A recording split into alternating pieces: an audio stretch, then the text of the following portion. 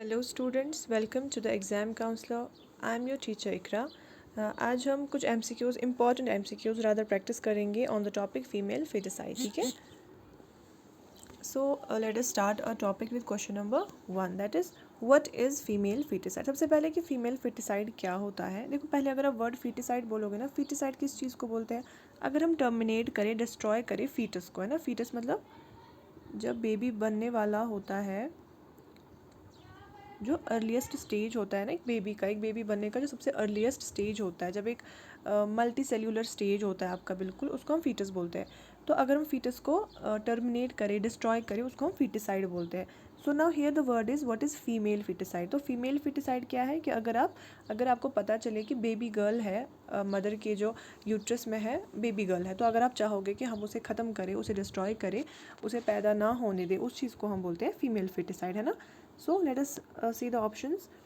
Option A says the deliberate termination of a pregnancy based on the expected sex of the baby being female. हमारा जो first option है वही correct है। That deliberate termination होगा, हम जानबूझ के टर्मिनेट करेंगे प्रेगनेंसी को, ख़त्म कर देंगे हमारे फीटस को, जब हमें पहले ही पता चल जाए कि जो एक्सपेक्टेड सेक्स जो बेबी का है वो फीमेल है। ठीक है, that is called female foeticide. Okay, let us see question number 2. Which of the following technologies has been misused to facilitate female feticide? तो कौन सी टेक्नोलॉजीज़ है जिनका मिसयूज़ किया गया है या फिर किया जाता है देखने के लिए, चेक करने के लिए कि जो जेंडर है, जो या फिर जो सेक्स है बेबी का वो क्या है, क्या मेल है या फीमेल है। कौन सी टेक्नोलॉजी हम यूज़ करते हैं ताकि हम क्या करें, फिर फीमेल फीटिसाइड कैरी ऑन करें। तो कौन सी technology? Is it MRI, is it ultrasound, is it X-ray और is it CT scan? So you must be knowing the answer. The answer is ultrasound. Option B. Our answer is ultrasound. Okay. Then comes the next question. Which country has one of the highest rates of female feticide? कौन सी country जहाँ पे सबसे highest female feticide देखा जाता है? हाँ जी, is it US? देखो, US डेवलप्ड कंट्री, ऑब्वियसली वहाँ पे तो ऐसा कुछ भी नहीं होगा। Sweden is the happiest country according to happiness index. Brazil भी नहीं है, इट्स हमारा प्यारा भारत, इट्स इंडिया। क्योंकि हम लोगों में क्या है ना, अभी भी हम लोग काफ़ी पुरानी सोच में चल रहे हैं, तो इंडिया में जो है काफ़ी ज़्यादा इस चीज़ को अभी भी देखा जाता है। ठीक है, so India has the highest rate of female foeticide. Okay, the next question, what is the legal status of parental sex determination in India? क्या लीगल स्टेटस है सेक्स डिटर्मिनेशन का, कि अगर पेरेंट्स चाहे हम जेंडर चेक करेंगे पहले ही, पैदा होने से पहले अपने बेबी का, वेदर इट्स बॉय और गर्ल, उसके लिए क्या लीगल स्टेटस है, उनके साथ क्या सलूक किया जाएगा। Is it legal? Is it legal only if the parents consent होगा? Is it illegal and punishable by law, या फिर it is legal for medical research purpose? So हमें पता है ये बिल्कुल ही इलीगल है और पनिशेबल है अंडर लॉ। इसके अंडर पेरेंट्स को भी सज़ा हो सकती है, और जो मेडिकल प्रैक्टिशनर्स होंगे जो इसको प्रैक्टिस करेंगे उनको भी पनिशमेंट होगी, है ना। So it is illegal and punishable by law. Our answer is option C. Okay, the next question, which law in India bans parental sex determination? अब कौन सा लॉ है जो इस चीज़ के साथ डील करता है, जो बैन करता है पेरेंटल सेक्स डिटर्मिनेशन को? Which law is it? Is it the child labour act? Is it Pre-Conception and Prenatal Diagnostic Techniques Act? Is it the Dowry Prohibition Act, or is it the POSCO Act? So it is the Preconception and Prenatal Diagnostic Techniques Act. Option B is the right answer. ठीक है, देखो, pre conception, pre natal आ गए ना word, तो हम समझ आते हैं कि बिल्कुल, क्योंकि हम पैदा होने से पहले की चीज़ को देखना चाह रहे हैं, so it comes automatically under it, है ना। So our answer is option B. Then comes the next question. What are some of the primary reasons for female feticide in certain society? देखो, अब जो हमारी कुछ सोसाइटीज़ में हो रहा है फीमेल feticide, काफ़ी हमने अभी देखा इंडिया में सबसे हाईएस्ट नंबर पे हो रहा है। सो बेसिक रीज़न क्या है, क्यों कर रहे हैं लोग इस चीज़ को, क्यों प्रेफर कर रहे हैं? What is the reason? Is it cultural preference for male children, economic burden associated with female children, dowry system, या ऑल ऑफ द अबव? देखो, कल्चरल प्रेफरेंस भी है कि हमने देखा है जो एंशिएंट टाइम से देखते आ रहे हैं कि मेल्स को प्रेफरेंस दी जाती थी, है ना। लाइक उसको बोलते हैं हम सन मेटा प्रेफरेंस, कि बेटा होना चाहिए, बेटा कल को कमा के देगा, बेटा सहारा बनेगा, है ना, वो कल्चरल प्रेफरेंस एक है। Then economic burden associated with female children, बिल्कुल समझा जाता है कि जो लड़की है उसको पढ़ाने का क्या फ़ायदा, उसमें पैसे खर्च करने का क्या फ़ायदा, बर्डन है। सो ये भी एक रीज़न है। Then dowry system, yes obviously, क्योंकि डोवरी सिस्टम जो परसिस्ट कर रहा था हमारी सोसाइटी में, उस वजह से भी क्या होता है, फीमेल फिटिसाइड के लिए एक रीज़न बनता है ना। So our answer will be all of the above. Okay, the answer will be option D, all of the above. Then the next question, which of the following is not a consequence of female foeticide, क्या है इनमें से जो consequence नहीं है female foeticide का, मतलब इसमें से 4 है जो चीज़ें कंसिक्वेंस है और एक ऐसा है जो नहीं है। Gender imbalance in the population, बिल्कुल ये है, क्योंकि अगर आप फीमेल फेटिसाइड करोगे, अगर आप रेशियो को चेंज करोगे, मेल ज़्यादा होंगे फीमेल्स कम होंगी, तो जेंडर इम्बैलेंस होगा। इंक्रीज्ड वायलेंस अगेंस्ट विमेन, क्या इंक्रीज्ड वायलेंस होगी अगेंस्ट, हाँ बिल्कुल, क्योंकि आप ज़बरदस्ती कर रहे हो ना एक माँ के साथ, एक फ़ीमेल के साथ, कि आप नहीं, आप कैरी ऑन करो। क्योंकि देखो हम अक्सर देखते हैं कि फ़ीमेल्स रेडी नहीं होती है इस चीज़ के लिए, बट उन्हें मजबूर किया जाता है कि आप फीमेल फेटिसाइड के लिए रेडी हो जाओ। So it increases the violence. Then higher economic growth होगी, जी नहीं, बिल्कुल भी नहीं। इनफैक्ट हमारी इकोनॉमिक ग्रोथ जो है वो हिंडर होगी। So our right option will be option C, because it is not a consequence of female foeticide. In fact हम ये बोल सकते हैं कि हिंडर होगी इकोनॉमिक ग्रोथ, बल्कि हायर नहीं होगी, ठीक है। So our answer will be option C. Then the next question, what role can education play in combating female foeticide, education जो है वो क्या रोल प्ले कर सकता है। देखो सबसे पहले हमें पता है अवेयरनेस, क्योंकि जैसे जैसे हम पढ़ते हैं चीज़ें, हम जानते हैं चीज़ों को, हम अपने आप को ना एक्नॉलेज करते हैं चीज़ों से, तो हम समझ जाते हैं कि नहीं ये चीज़ बहुत गलत है, तो हम रूट तक पहुंचने लगते हैं कि ये चीज़ क्यों हो रही है। So awareness is a important thing, कि एजुकेशन की वजह से अवेयरनेस आती है। Promote the value of female children, बिल्कुल, कि हमें पता चलता है कि फ़ीमेल चिल्ड्रन का भी वैल्यू है, नहीं उनका भी सेम है, कुछ फ़र्क नहीं है। It informs about the legal ramifications, ये भी पता चल जाती है, जब हम एजुकेटेड होंगे हम दूसरों को बताएंगे कि नहीं आप ये मत करो, आपको सज़ा हो सकती है, पनिशमेंट्स हो सकती है ना, तो हम इन्फॉर्म कर सकते हैं। सो ऑल ऑफ द एबो is the answer. All of the above are the role of education that it plays in combating female feticide. Okay, I hope you are understanding. Okay, so next question, which international organization has been actively working to combat female feticide, कौन सा organisation है, international organisation, जो actively work करता है किस चीज़ के लिए, female foeticide को कम्बाट किया जाए, इसको बैन किया जाए, इस पर काम किया जाए, है ना। कौन सी ऑर्गेनाइजेशन है, is it NATO, is it WHO, is it European Union, और is it OPEC, which is the international organisation involved. आपने आंसर कर दिया होगा, the answer is World Health Organization. Okay, our right answer is WHO, that is World Health Organization. Okay,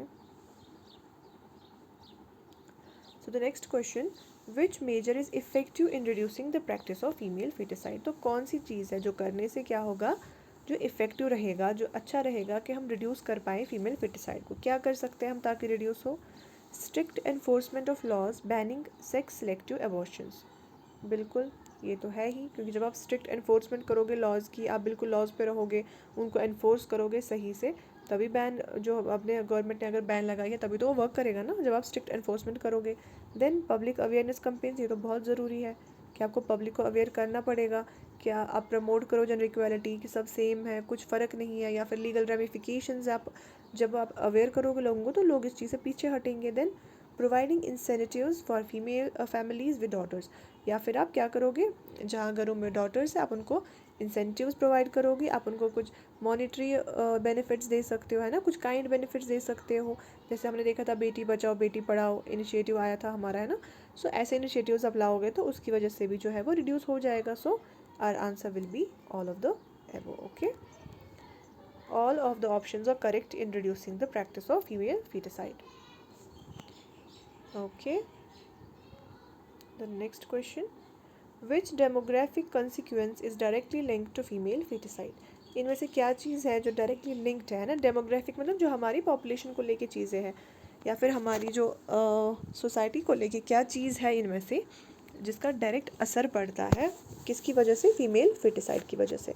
is it over population? बिल्कुल नहीं, over population तो नहीं होगी ना, क्योंकि अगर आप फीमेल फिटिसाइड कर रहे हो तो आप फीमेल्स को ख़त्म कर रहे हो, तो ओवर पॉपुलेशन नहीं होगी। डिक्लाइन इन लिटरेसी रेट्स, नहीं, उस पर कोई असर नहीं पड़ेगा। स्क्यूड सेक्स रेशियो या फिर increase in average life span, बिल्कुल स्क्यूड सेक्स रेशियो हमारा आंसर है, क्योंकि आप क्या कर रहे हो, आप अगर फीमेल्स को ख़त्म कर रहे हो तो क्या होगा, जो सेक्स रेशियो वहाँ पे मेल्स का रेशियो बढ़ेगा, फीमेल्स का कम होगा, तो कंसिक्वेंटली क्या होगा, मेल्स के लिए फीमेल्स नहीं बचेंगी, ब्राइड्स की शॉर्टेज हो जाएगी, है ना। So the direct consequence is the skewed sex ratio. Okay, I hope you are getting. Next question, What is a common societal belief that contributes to female feticide? एक common societal belief के एक लोगों के बीच में क्या मानना है जिसकी वजह से लोग ये फीमेल फिटिसाइड की तरफ आ रहे हैं, क्या वजह है, क्या सोच है लोगों की जिस वजह से लोग फीमेल फिटिसाइड की तरफ आ रहे हैं। Females are seen as economic assets, देखो अगर इकोनॉमिक असेट्स की तरह देखते हैं तो फीमेल फिटिसाइड नहीं करते, लोग मत करते, so it's wrong. Females are seen as a financial burden due to dowry, ये तो एक ऑप्शन है हमारा बिल्कुल। फीमेल्स को बर्डन की तरह देखा जाता है कि अब हमें ये बड़ी होगी, इसकी शादी कर देनी है हमने, एक तो इसको दूसरे घर में भेजना है और दूसरा हमें इसको डोवरी भी देनी है, तो ये फाइनेंशियल बर्डन है लड़की, इससे बेटर इसको मार ही दो पहले ही, तो ये एक बेसिक रीज़न होता है। Then females are considered to have better employment prospectives, बिल्कुल भी नहीं।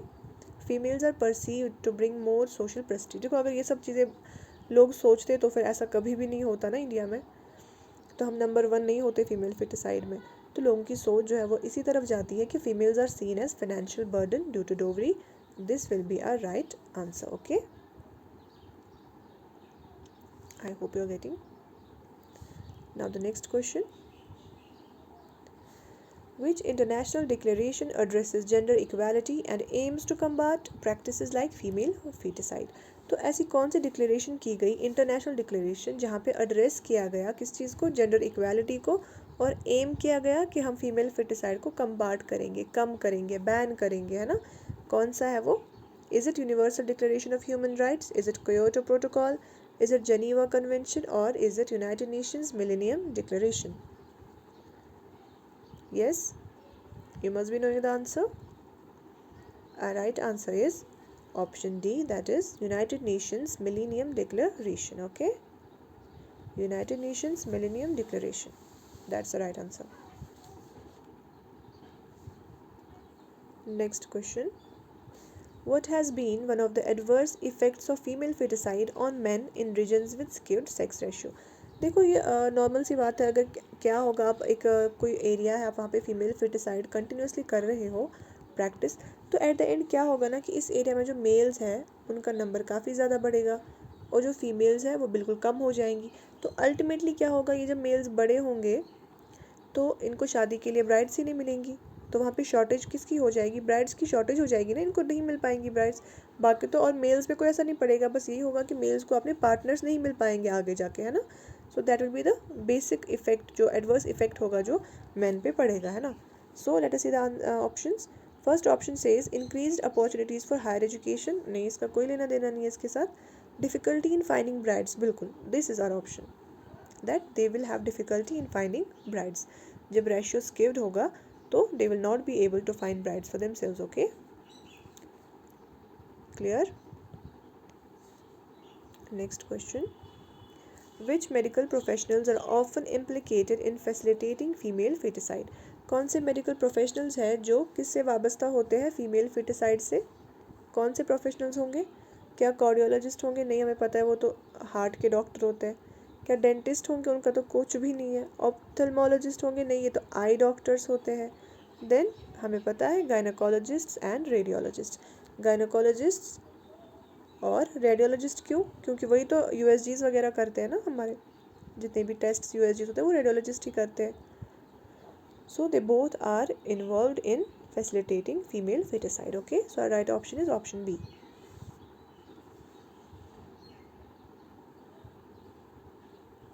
Next question, what is one of the methods used to enforce laws against female feticide in India?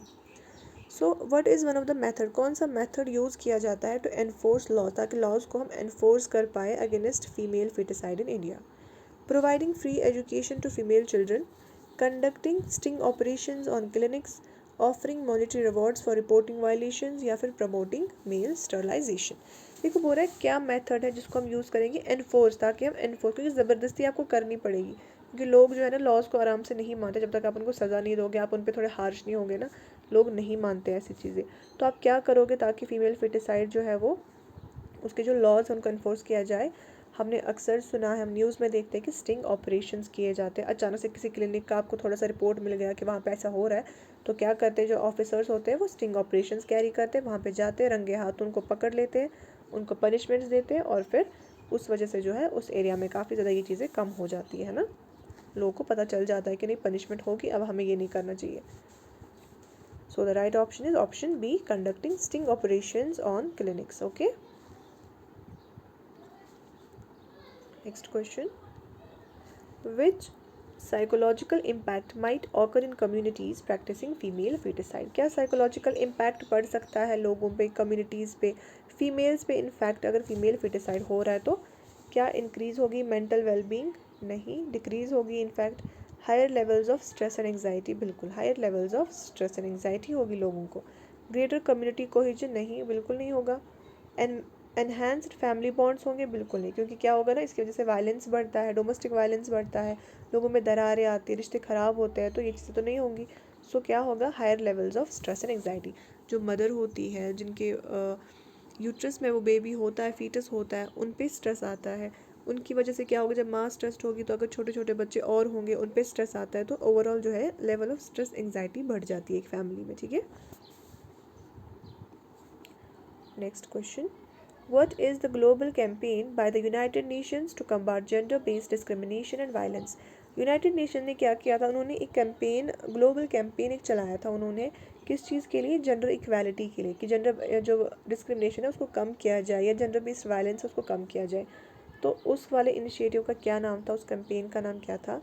He for she, climate action, and hunger, clean water. देखो ये तो नाम से हमें पता चला, अगर जेंडर बेस्ड है तो it will be he for she, कि जितने मेल होंगे उनके लिए उतनी फीमेल्स भी होनी चाहिए, हमारा बैलेंस्ड रहना चाहिए। So it's he for she. Okay,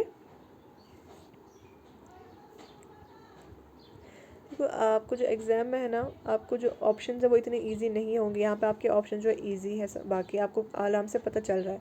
तो वहाँ पे ना आपको ये चीज़ें बस याद रखनी है कि it is related to this, क्योंकि वहाँ पे ऑप्शंस में भी रिलेटेड हो सकते हैं थोड़े से, आप कंफ्यूज हो। तो अगर आपको प्रॉपरली पता होगी कि he for she is based on this global campaign of UN, तो आपको उस हिसाब से याद रहेगा। ठीक है, आपको चीज़ें याद रखनी पड़ेंगी अपने हिसाब से।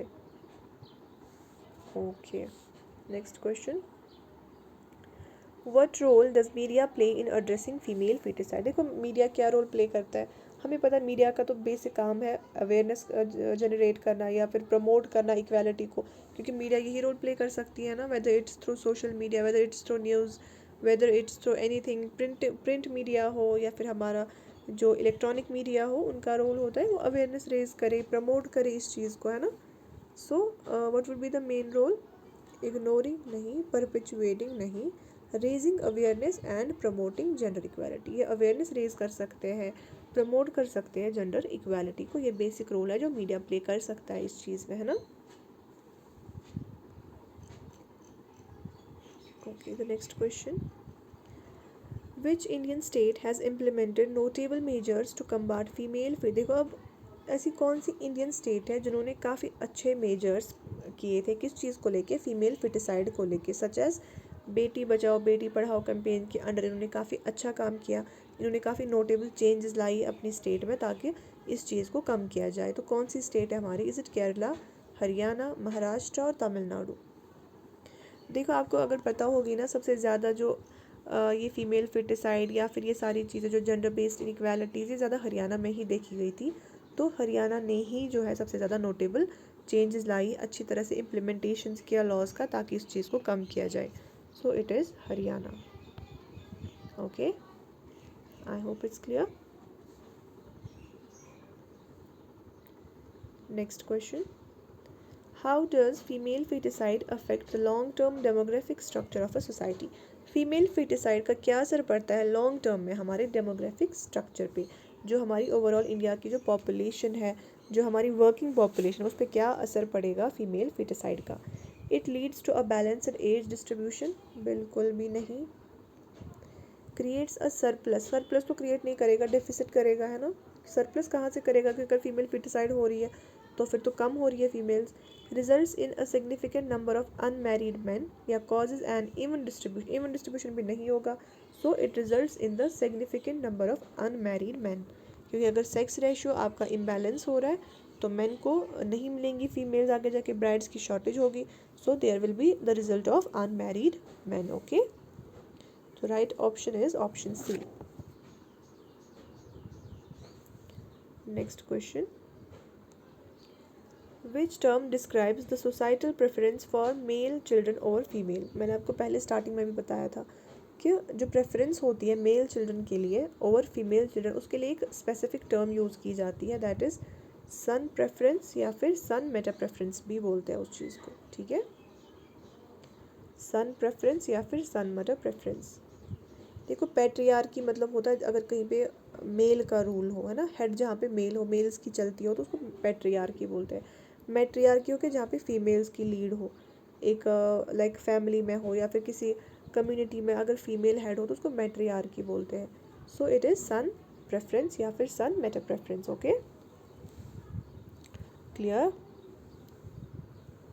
Next question, which global health issue can arise from the practice of female feticide. कौन सा एक और ग्लोबल हेल्थ इशू रेज हो सकता है, किस वजह से, फीमेल फिटिसाइड की वजह से। Increase in mall nutrition, rise in communicable disease, decline in reproductive health services, या फिर psychological trauma and mental health issues. देखो माल न्यूट्रिशन का कोई रिलेटेड नहीं है इसके साथ, कम्युनिकेबल डिजीज़ का भी कुछ नहीं है, रिप्रोडक्टिव हेल्थ सर्विसेज क्यों डिक्लाइन होने लगी, है ना। सो अगर आप फीमेल फिटिसाइड कर रहे हो तो क्या होगा ना, साइकोलॉजिकल ट्रॉमा इंक्रीज होगा, मेंटल हेल्थ इश्यूज होंगे फीमेल्स में ज़्यादातर, है ना। या फिर इनफैक्ट मैन में भी हो सकता है, क्योंकि अगर आगे जाके उनको ब्राइड्स नहीं मिल रहे, ब्राइड्स की शॉर्टेज है, वो शादी नहीं कर पा रहे, तो वो एक अलग मेंटल इशू उनका भी बन सकता है ना। So it will be a mental health issue for both man and both women, है ना। So the right option will be option D. Next question, what is a direct effect of female feticide on women rights in affected regions। तो क्या direct असर पड़ता है women rights पे due to female feticide, क्या असर पड़ता है। It's strengthening of women right movement, नहीं स्ट्रेंथन तो नहीं होगा। Marginalisation and devaluation of women, improvement in women status, या फिर increased political representation of women। देखो आप women को अगर मार ही रहे हो दुनिया में आने से पहले ही, तो क्या होगा, उनकी डिवैल्यूएशन होगी ना, उनका मार्जिनलाइजेशन होगा, वो कमतर हो जाएंगी, वो पिछड़ी हुई बन जाएंगी। जब फीमेल्स ही नहीं होंगी, एक तो उन पर ट्रॉमा भी आ जाएगा कि हमें बेटियां पैदा नहीं करनी है, उनको खुद से ही फिर अपना सेल्फ कॉन्फिडेंस ख़त्म हो जाता है कि हम भी वीमेन है तो फिर हम भी कुछ नहीं है ना, तो वो कॉन्फिडेंस फील नहीं कर पाते अपनी लाइफ में। सो एट द एंड क्या होता है, उनकी मार्जिनलाइजेशन और डिवैल्यूएशन हो जाती है, ठीक है। This is the direct effect of female feticide of women rights. Next question, how can community level interventions help in reducing female feticide। देखो community level पे जो interventions हम क्या interventions लेंगे और उन intervention से क्या असर पड़ेगा, कैसे help होगी female feticide को reduce करने में, कैसे होगा ये। by isolating families with female children, आप isolate करोगे families को, उससे क्या होगा, nothing। by promoting collective action against gender discrimination, बिल्कुल that is a right option। by ignoring cultural practices, आप cultural practice को ignore करोगे। by supporting only male children, इससे कुछ नहीं होगा, आप इग्नोर करोगे उससे भी कुछ नहीं होगा ना, आपको काम करना, आपको उठना है। सो आपको क्या करना है, कलेक्टिव एक्शन लेना है अगेंस्ट जेंडर डिस्क्रिमिनेशन। जब आप ये चीज़ करोगे तभी जाके जो है फीमेल फिटिसाइड भी रिड्यूस होगा, है ना। Okay, so this ends our MCQs on female feticide topic. I hope it was all clear to you. So let's see you with another topic. Okay, Khuda Hafiz.